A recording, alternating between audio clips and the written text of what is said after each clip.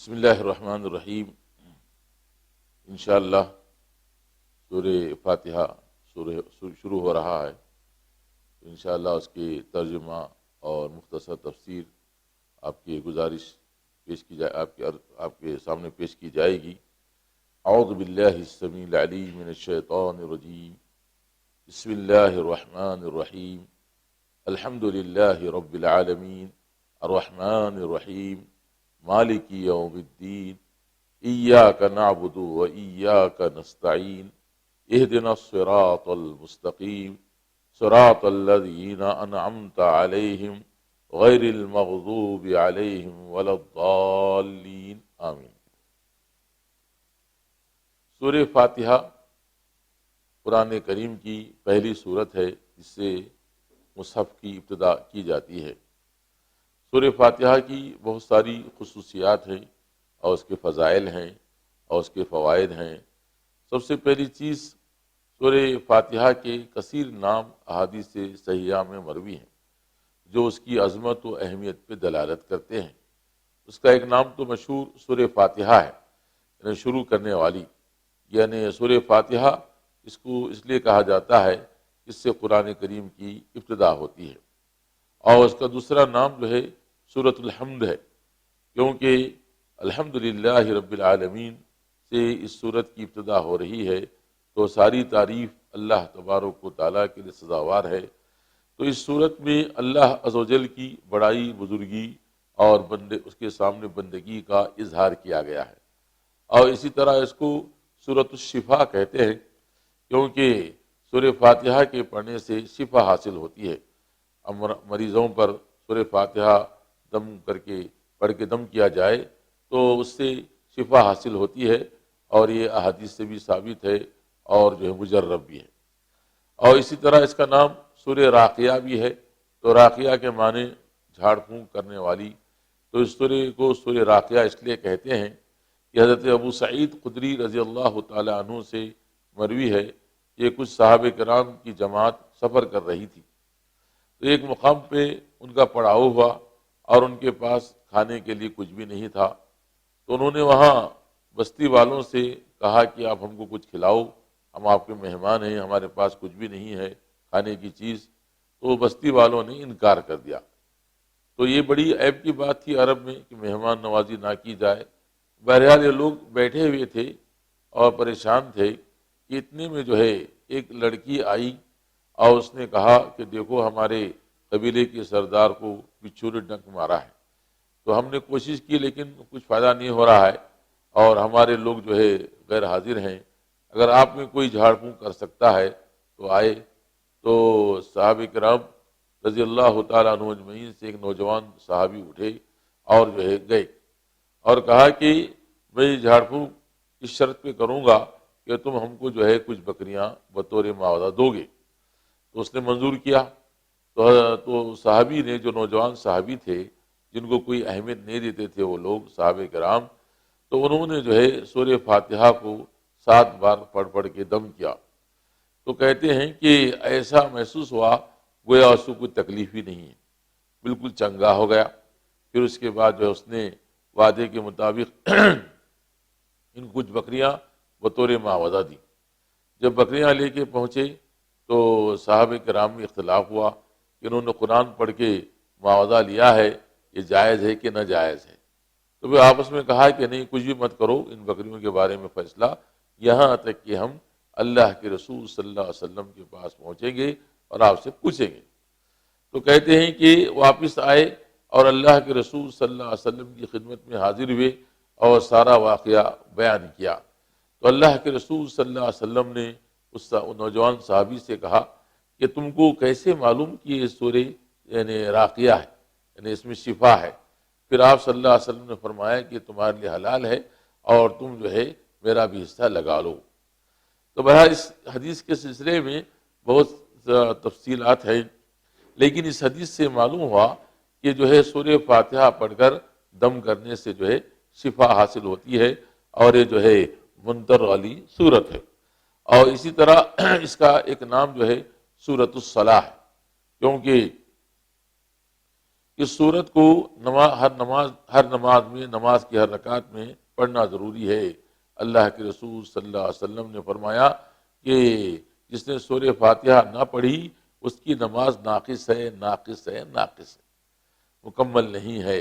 اور اسی طرح بہت ساری احادیث ہیں کہ جن سے معلوم ہوتا ہے کہ سورہ فاتحہ جو ہے نماز میں پڑھنی ضروری ہے، اس لیے اس کو سورۃ الصلاح کہا جاتا ہے، اور اس کو جو ہے سورہ ام القرآن کہا جاتا ہے، کیونکہ قرآن کریم کی بنیادی تعلیمات اس میں آ گئی ہیں۔ اور پورے علماء کرام نے کہا کہ سورہ فاتحہ سارے قرآنی تعلیمات کا خلاصہ ہے، اور سورہ فاتحہ کی ایک آیت ایاک نعبد و ایاک نستعین پورے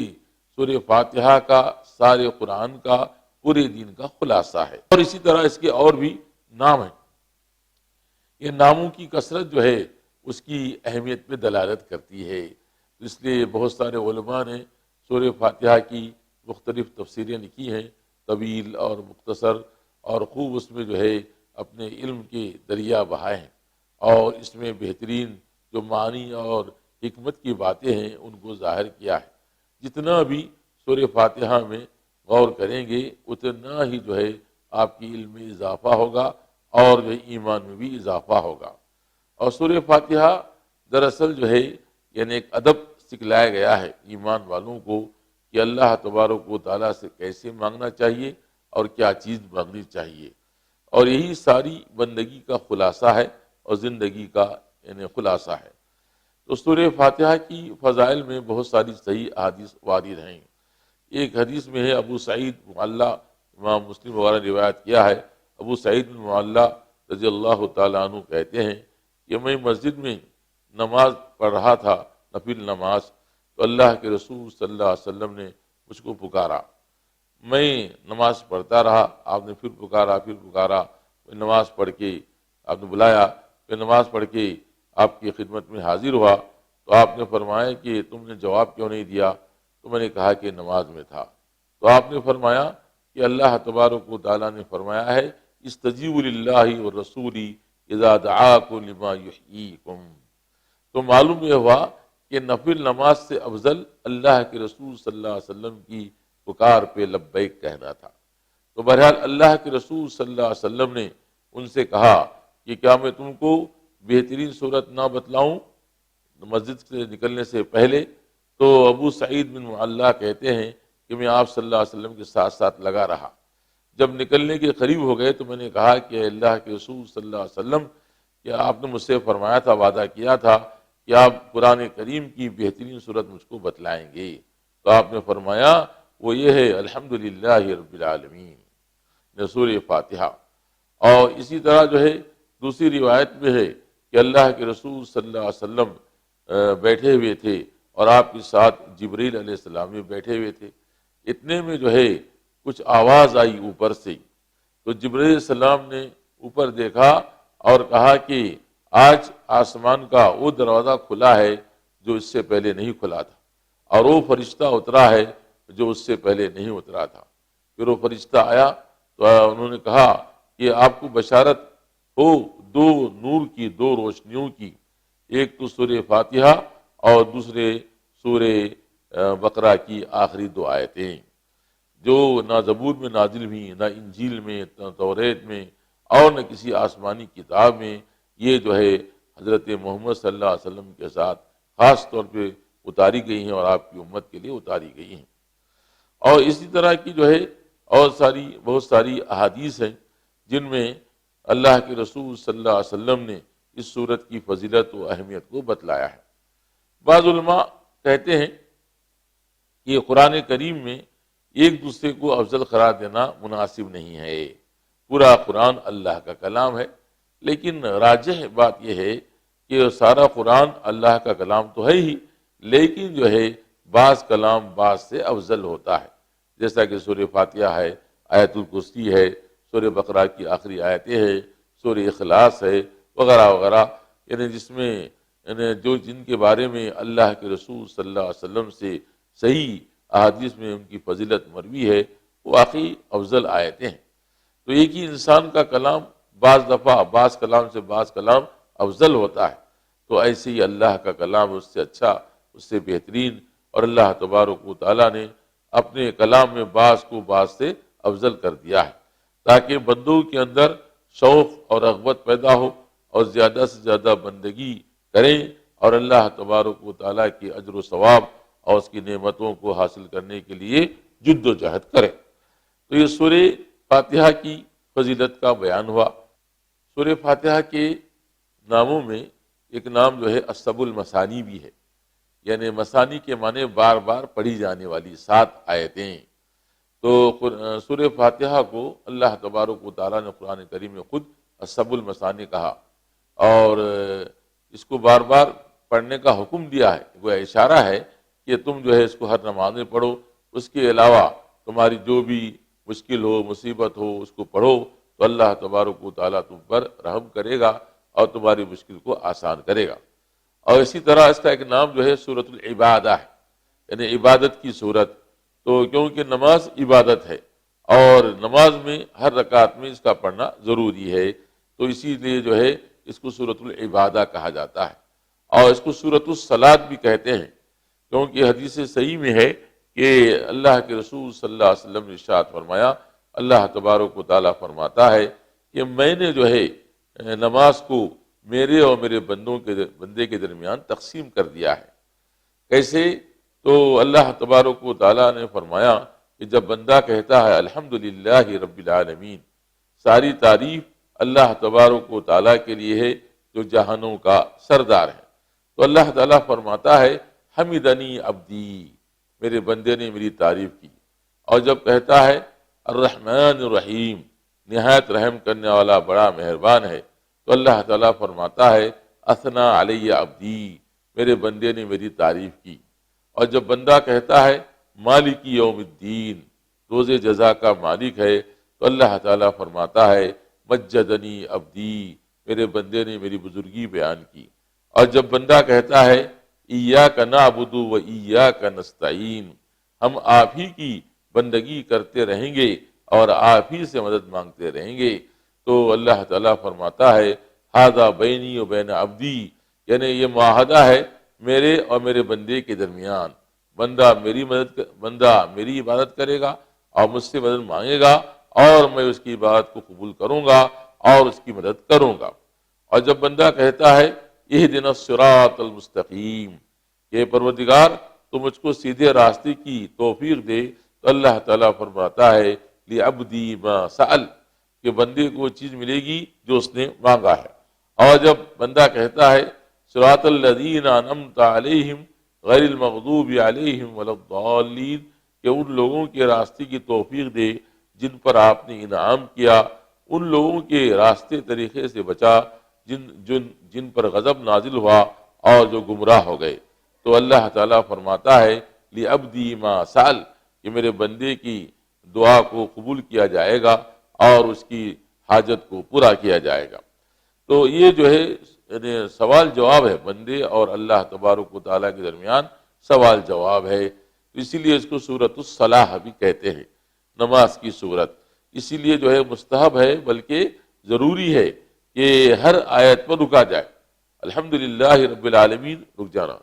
تاکہ اللہ تبارک و تعالیٰ جواب دے، الرحمن الرحیم رک جانا، مالک یوم الدین رک جانا۔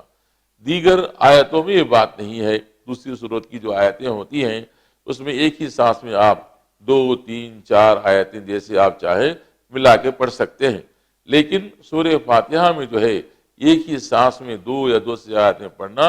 خلاف سنت ہے، خلاف ادب ہے، کیونکہ جب ہم اللہ تعالیٰ سے بات کر رہے ہیں، وہ ہماری بات کا جواب دے رہا ہے، تو اس کی بات کو سنے بغیر آگے بڑھتے جانا، بولتے جانا، یہ بہت ہی بڑی بے ادبی ہے۔ تو اس لیے جو ہے اللہ کے رسول صلی اللہ علیہ وسلم کے بارے میں حضرت ام سلمہ رضی اللہ عنہا اور دیگر صحابہ کرام فرماتے ہیں کہ آپ جو ہے ہر آیت پہ رکتے تھے، ٹھہرتے تھے، کچھ دیر وقفہ کرتے تھے، تاکہ جو ہے اللہ عز و جل بندے کی حاجت کا جواب دے، اس کے سوال کا جواب دے۔ اور سورہ فاتحہ کی فضیلت میں جو ہے اور بھی بہت ساری حدیثیں مروی ہیں۔ امام احمد بن حنبل رحمہ اللہ نے اپنی مسند میں روایت کیا ہے کہ جابر رضی اللہ تعالیٰ عنہ فرماتے ہیں کہ میں اللہ کے رسول صلی اللہ علیہ وسلم کے پاس سے گزرا اور آپ جو ہے استدعا کر چکے تھے، یعنی بول کیے تھے آپ، اور جابر رضی اللہ تعالیٰ عنہ نے کہا السلام علیکہ یا نبی اللہ، تو اللہ کے رسول صلی اللہ علیہ وسلم خاموش رہے، اور حضرت جابر رضی اللہ تعالیٰ عنہ پھر بولے 3 مرتبہ بولے، لیکن اللہ کے رسول صلی اللہ علیہ وسلم نے جواب نہیں دیا۔ حضرت جابر رضی اللہ تعالیٰ عنہ کو بڑا غم ہوا کہ کیا بات ہے، آپ مجھ سے ناراض ہو گئے ہیں کہ میرے سلام کا جواب نہیں دے رہے ہیں۔ اللہ کے رسول صلی اللہ علیہ وسلم چلے، حضرت جابر رضی اللہ تعالیٰ عنہ بھی آپ کے پیچھے پیچھے چلے، یہاں تک کہ اللہ کے رسول صلی اللہ علیہ وسلم مسجد میں داخل ہوئے، حضرت جابر بھی داخل ہوئے، پھر اللہ کے رسول صلی اللہ علیہ وسلم اپنے کمرے میں داخل ہو گئے، حضرت جابر رضی اللہ تعالیٰ عنہ مارے غم کے وہیں بیٹھ گئے۔ پھر اللہ کے رسول صلی اللہ علیہ وسلم نکلے اپنے گھر سے، کمرے سے، اور آپ وضو کر چکے تھے، کہا وعلیک السلام وعلیک السلام وعلیک السلام، 3 مرتبہ کہا، یعنی اللہ کے رسول صلی اللہ علیہ وسلم بغیر وضو کے سلام کا جواب بھی نہیں دیتے تھے، اتنا زیادہ آپ وضو کا اہتمام فرماتے تھے۔ تو چونکہ اس وقت آپ وضو پہ نہیں تھے، اس لیے آپ نے جواب نہیں دیا، تو جابر رضی اللہ عنہ بڑے غمگین ہوئے، تو اللہ کے رسول صلی اللہ علیہ وسلم نے ان کو 3 مرتبہ کہا وعلیک السلام وعلیک السلام وعلیک السلام، پھر بطور جو ہے اور دلجوئی کے فرمایا کہ اے جابر، کیا میں تم کو قرآن کریم کی سب سے بہترین صورت نہ بتلاؤں؟ تو کہا کہ ضرور بتلائیے، تو کہا کہ سورہ فاتحہ ہے، تو سورہ فاتحہ قرآن کریم کی سب سے بہترین صورت ہے۔ سورہ فاتحہ کی یعنی خاص کئی خصوصیات ہیں، تو اس میں خاص خصوصیت یہ ہے کہ اس کو ہر نماز میں پڑھنا ضروری ہے، جہری نماز ہو یا سری نماز ہو، فرض نماز ہو یا نفل نماز ہو، جماعت کے ساتھ پڑھیں یا اکیلے پڑھیں، ہر نماز میں اس کو سورہ فاتحہ کو پڑھنا ضروری ہے، اور اللہ کے رسول صلی اللہ علیہ وسلم سے ثابت ہے کہ آپ نے فرمایا کہ جو نماز میں سورہ فاتحہ نہ پڑھے اس کی نماز ناقص ہے ناقص ہے ناقص ہے۔ اور پھر جو ہے اس صورت کو اللہ تبارک و تعالیٰ نے بہت ہی بڑا مقام دیا ہے، خاص طور سے قرآن کریم ذکر فرمایا کہ وَلَقَدْ آتَيْنَاكَ سَبْعًا مِنَ الْمَثَانِي وَالْقُرْآنِ الْعَظِيمِ، اے نبی صلی اللہ علیہ وسلم، ہم نے آپ کو جو ہے 7 بار بار پڑھی جانے والی آیتیں اور قرآن عظیم کو عطا فرمایا ہے۔ تو سورہ فاتحہ قرآن کریم میں داخل ہے، لیکن اللہ تبارک و تعالیٰ نے اس کی اہمیت کو بتلانے کے لیے مخصوص، اور اس کی مخصوص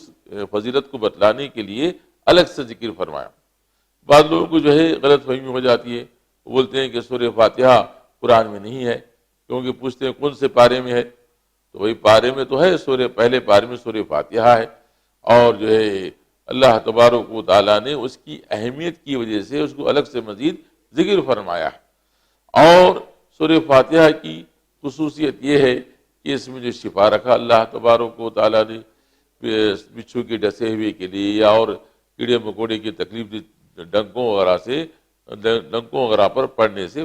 شفا حاصل ہوتی ہے، تکلیف دور ہوتی ہے۔ اور اسی طرح جو ہے اس میں صورت میں باوجود مختصر ہونے کے ساری تعلیمات کا خلاصہ ہے، اور ساتھ ہی ساتھ اس میں سب سے اہم چیز آداب دعا بتلائے گئے ہیں۔ بندگی نام ہے مانگنے کا اللہ سے،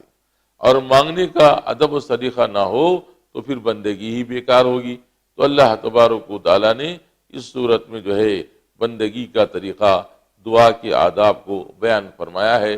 جو دیگر کسی اور صورت میں یہ باتیں نہیں پائی جاتی۔ ہر ایک صورت کی الگ الگ شان ہے، اس کی خصوصیات ہیں اور اس کے معنی مطالب ہیں۔ اللہ تبارک و تعالیٰ اپنے کلام میں سے جس کو چاہتا ہے فضیلت دیتا ہے، اور جس میں چاہتا ہے مختلف قسم کے معانی اور مطالب اور جو ہے قیمتی حکمتوں کو سمو دیتا ہے۔ تو سورہ فاتحہ میں اللہ تبارک و تعالیٰ نے بہت ہی اہم باتیں بیان فرمائی۔ الحمدللہ رب العالمین، ساری تعریف اللہ کے لیے سزاوار ہے جو جہانوں کا پروردگار ہے۔ یہ پہلی آیت ہے، اگر ہم بسم اللہ کو آیت شمار نہ کریں تو اللہ تبارک و تعالیٰ نے اس میں اپنی تعریف کو بیان فرمایا ہے۔ اللہ کے رسول صلی اللہ علیہ وسلم سے صحیح حدیث میں مروی ہے کہ آپ نے فرمایا کہ تمہارا پروردگار تعریف کو پسند کرتا ہے، اسی لیے اس نے اپنے نفس کی تعریف کی۔ یعنی اللہ عز و جل یہ چاہتا ہے کہ بندے اس کی تعریف کریں، اور اسی لیے اس نے پہلی آیت کہا الحمدللہ رب العالمین، ساری تعریف، ہر قسم کی تعریف اللہ ہی کے لیے سزاوار ہے جو جہانوں کا پروردگار ہے۔ الحمد کے معنی تعریف کے ہوتے ہیں، تو تعریف جو ہے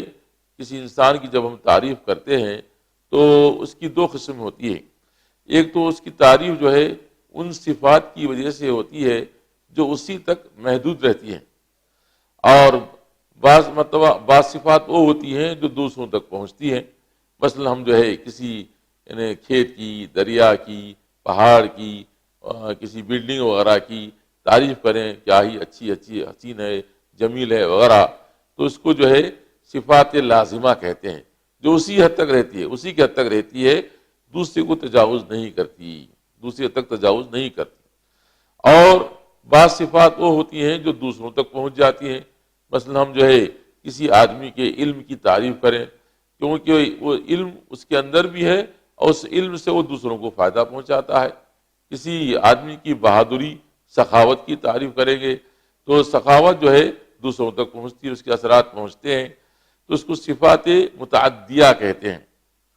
تو حمد، عربی زبان میں حمد، شکر اور مدح، یہ جو ہے کلمات ہیں جو تعریف کے لیے استعمال کیے جاتے ہیں۔ تو حمد جو ہے یعنی اللہ تبارک و تعالیٰ کی لیے جامع لفظ ہے، اس کی صفات لازمہ کے لیے اور صفات متعدیہ کے لیے، کہ اللہ تبارک و تعالیٰ کی صفات لازمہ وہ عظیم الشان ہے، بہت ہی بڑا ہے وغیرہ وغیرہ، اور اس کی صفات متعدیہ یہ ہے کہ وہ رزاق ہے، روزی دیتا ہے، رحم کرتا ہے، معاف کرتا ہے، علم والا ہے وغیرہ، جس کی اثرات مخلوق تک پہنچتے ہیں۔ اس کے برخلاف مدح جو ہے اس تعریف کو کہتے ہیں جو اس چیز کے ساتھ مخصوص ہو جاتی ہے۔ مثلا کسی منظر کی ہم تعریف کریں، کیا ہی اچھا منظر ہے، تو وہ منظر اسی حد تک رہتا، آگے نہیں بڑھتا ہے، اس کو مدح کہتے ہیں۔ اور شکر جو ہے یہ وہ بھی حمد ہی کے معنی میں آتا ہے، لیکن اس کے لیے جو ہے زبان، دل اور اعضاء سے اس کا اظہار کرنا ضروری ہوتا ہے۔ تو اللہ تبارک و تعالیٰ نے حمد کو پسند فرمایا، اور یعنی صحابہ کرام رضی اللہ تعالیٰ عنہ اجمعین سے اس سلسلے میں کئی اقوال مروی ہیں کہ تمہارا پروردگار حمد کو پسند کیا، تم اس لیے اس کی تعریف کرو، حمد کرو۔ اور پھر فرمایا کہ رب العالمین، سارے جہانوں کا پروردگار ہے۔ تو رب کے معنی مالک متصرف کے ہوتے ہیں، یعنی وہ شخص جو کسی چیز کا مالک ہے اور اس میں تصرف کرتا ہے جیسے چاہتا ہے، تو اس کو رب کہتے ہیں۔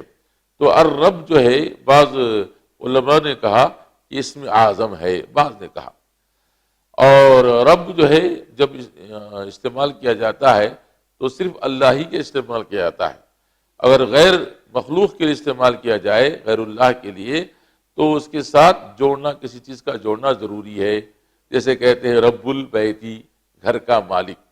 ایک آدمی گھر کا مالک ہے، اس کو تصرف کرتا ہے، تو رب البیت، ربۃ البیت عورتوں کہتے ہیں جو گھر کی مالکن ہوتی ہے۔ اسی طرح کہتے ہیں ارباب المدرسہ، مدرسے کے ذمہ داران۔ تو جب کلمہ رب کو کسی مخلوق کے لیے استعمال کریں گے تو اس کا مضاف الیہ ذکر کرنا ضروری ہے، مطلق نہیں بول سکتے۔ لیکن اللہ تبارک و تعالیٰ کے لیے رب لفظ مطلق آتا ہے، الرب، وہ مطلقاً ساری کائنات کا پالنہار ہے، سب کا خالق ہے، مالک ہے، متصرف ہے۔ وہ جیسے چاہتا ہے تصرف کرتا ہے، اس کا ہر تصرف جو ہے حکمت و علم و دانائی پر مبنی ہے اور مخلوقات کے لیے فائدہ مند ہوتا ہے۔ اور العالمین، تو عالم جو ہے ایک مخصوص صنف کو کہا جاتا ہے، قسم کو، مخلوقات کی۔ مثلا انسان ایک عالم ہے، جانور ایک عالم ہے، یہ دنیا ایک عالم ہے، اور ستارے ایک عالم ہیں، زمین کی اور دیگر مخلوقات ایک عالم ہیں۔ تو بعض علماء نے کہا کہ دنیا میں جو ہے 16,000 عالم پائے جاتے ہیں۔ پتہ نہیں یہ مبالغہ ہے یا نہیں ہے، بہرحال جو ہے عالم کی جگہ عوالم آتی ہے، اور یہ عالم دنیا میں بہت ہے۔ اس کائنات میں اللہ تبارک و تعالیٰ نے بہت قسم کی مخلوقات کو پیدا فرمایا ہے۔ فرشتے کا عالم ہے، جنات کا ایک عالم ہے، انسانوں کا ایک عالم ہے، اور جو حیوانات کا ایک عالم ہے، جمادات کا ایک عالم ہے، نباتات کا ایک عالم ہے، اور ستاروں کا ایک عالم ہے۔ پتہ نہیں کیا کیا جو ہے، یعنی کتنے عوالم ہیں دنیا میں۔ اللہ تبارک و تعالیٰ نے فرمایا، اس کائنات میں اللہ نے فرمایا کہ رب العالمین، وہ سارے عالموں کا پروردگار ہے، نہ صرف مسلمانوں کا بلکہ غیر مسلموں کا، نہ صرف انسانوں کا بلکہ غیر انسانوں کا، جنات کا، حیوانات کا، نباتات کا، جمادات کا، فرشتوں کا، سب کا پالنہار ہے، سب کی پرورش کرنے والا، دیکھ بھال کرنے والا، سب کا مالک ہے، سب میں تصرف کرنے والا ہے۔ تو الحمدللہ رب العالمین، ساری تعریف اللہ تبارک و تعالیٰ کے لیے سزاوار ہے۔ ہر قسم کی تعریف اللہ کے رسول صلی اللہ علیہ وسلم نے فرماتے تھے، اے پروردگار، میں جیسے تیری تعریف کرنی چاہیے نہیں کر سکتا، میرے جو ہے اعضاء، میری یعنی ادراکات، میرے احساسات تیری قدرت کے سامنے عاجز ہیں۔ جیسے بندگی اور تیری تعریف کرنا چاہیے حق ہے، وہ نہیں ہو سکتا مجھ سے۔ بس میں یہ کہتا ہوں کہ جتنی بھی تعریف ہو سکتی ہے سب تیرے ہی لیے سزاوار ہے، تو ہی ہر قسم کی تعریف کا مستحق ہے۔ اللہ کے سوا باقی جتنے بھی ہیں سب مخلوقات ہیں، ناقص ہیں، عیب والے ہیں، کمزور ہیں، اس لیے ساری تعریف اللہ کے لیے سزاوار ہے، جو عظمت والا ہے اور اس کے ساتھ ساتھ ساری کائنات کا پالنہار ہے، دیکھ بھال کرنے والا ہے، تصرف کرنے والا ہے، ان کی حاجات کی تکمیل کرنے والا ہے، ان کی دیکھ بھال کرنے والا ہے، پھر انسانوں و جنات کو جزا و سزا دینے والا ہے۔ انس رضی اللہ تعالیٰ عنہ سے ابن ماجہ رحمہ اللہ نے روایت کیا ہے کہ اللہ کے رسول صلی اللہ علیہ وسلم نے فرمایا کہ اللہ تبارک و تعالیٰ بندے پر جب کوئی نعمت کو نازل فرماتا ہے اور بندہ کہتا ہے الحمدللہ، تو اللہ تبارک و تعالیٰ اس سے بہتر اور اس کو نعمت عنایت فرماتا ہے۔ تو جتنا تعریف کرو گے اتنا ہی جو ہے اللہ تبارک و تعالیٰ کے پاس اور مزید مزید مزید اجر و ثواب ملے گا۔ حضرت ابن عمر رضی اللہ تعالیٰ عنہما سے ابن ماجہ رحمہ اللہ نے روایت کیا ہے کہ اللہ کے رسول صلی اللہ علیہ وسلم نے ارشاد فرمایا کہ ایک انسان نے کہا لک الحمد یا ربی کما ینبغی لجلال وجہک وعظیم سلطانک، اے میرے پروردگار، تیرے لیے حمد ثابت ہے اور لائق ہے جیسا کہ تیرے چہرے کی بزرگی کے لیے تیری سلطنت کی عظمت کے موافق ہو۔ تو اللہ کے رسول صلی اللہ علیہ وسلم نے ارشاد فرمایا کہ فرشتوں کو سمجھ بھی نہیں آیا کہ اس سے کتنا ثواب لکھیں، یعنی کلمے میں اتنا زیادہ اللہ عز و جل کی حمد و ثنا ہے، لک الحمد یا ربی کما ینبغی لجلال وجہک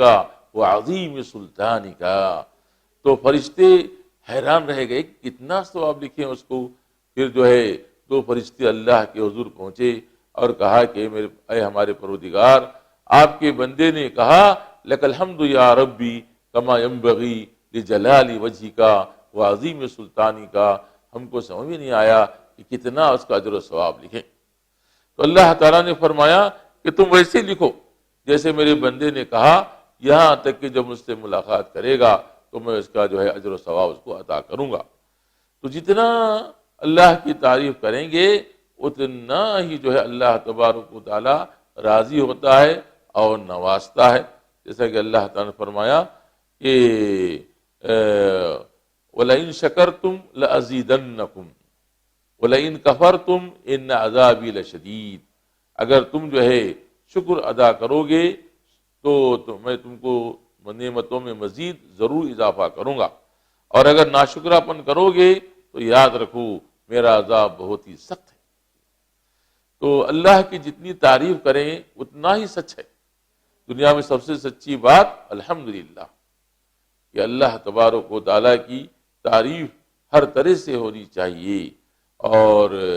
یعنی جتنی تعریف کریں گے اتنا ہی سچائی کو پائیں گے، اور اتنا ہی حقیقت کے مطابق ہماری بات ہوگی، اور اتنا ہی ہم کو اجر و ثواب اللہ تبارک و تعالیٰ عنایت فرمائے گا۔ کرام میں یعنی اختلاف ہے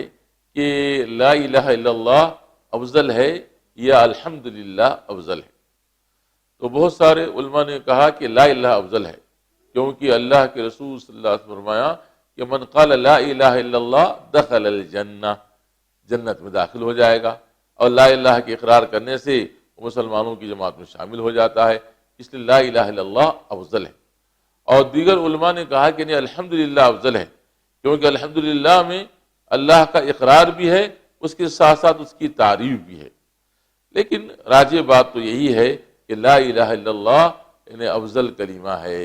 اور امام ترمذی نے روایت کیا ہے کہ اللہ کے رسول صلی اللہ علیہ وسلم نے فرمایا افضل الذکر لا الہ الا اللہ و افضل الدعاء الحمدللہ،